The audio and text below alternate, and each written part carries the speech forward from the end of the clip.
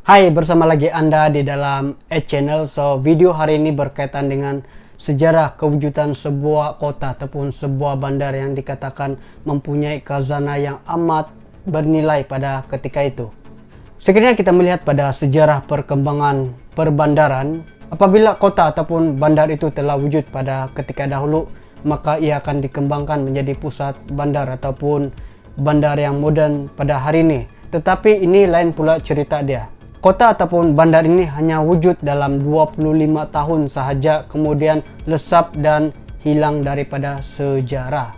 Kewujudan bandar ini sudah pasti banyak daripada generasi muda, terutama pada Sabahan yang tidak tahu pada sejarah ini. Kota ataupun bandar ini dikenal sebagai Silimpopon yang terletak di kawasan Kalabakan dan mengambil masa dalam 1 jam untuk pergi ke Bandar Tawau.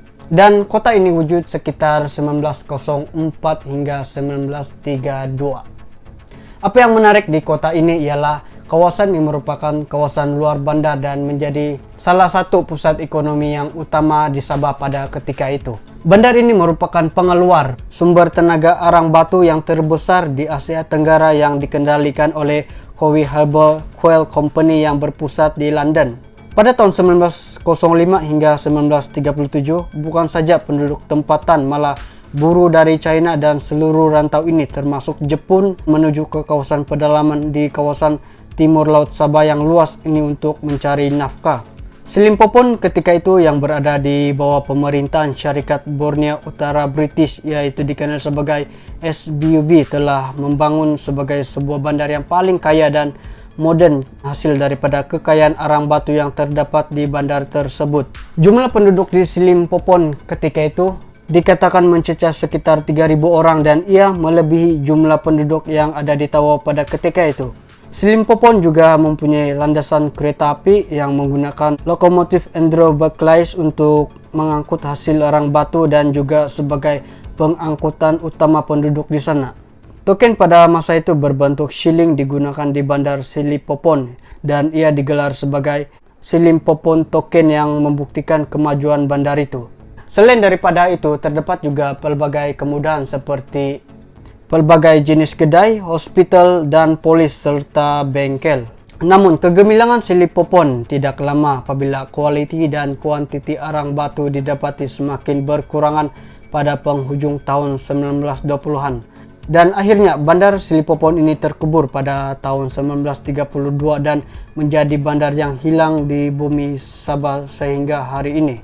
Dianggarkan lebih daripada 90 tahun sudah bandar ini ditinggalkan selepas beroperasi hanya selama 25 tahun sahaja.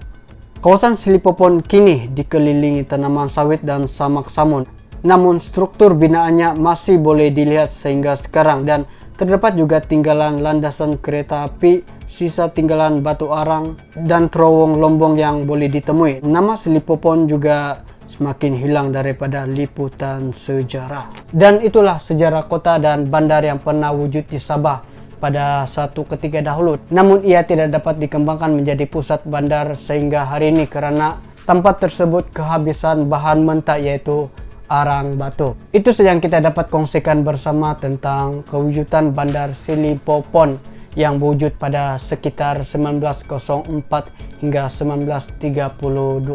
Dan sekiranya Anda suka untuk konten ini, jangan segan untuk like, share, komen, dan subscribe channel ini. Thanks for watching and see you in next video.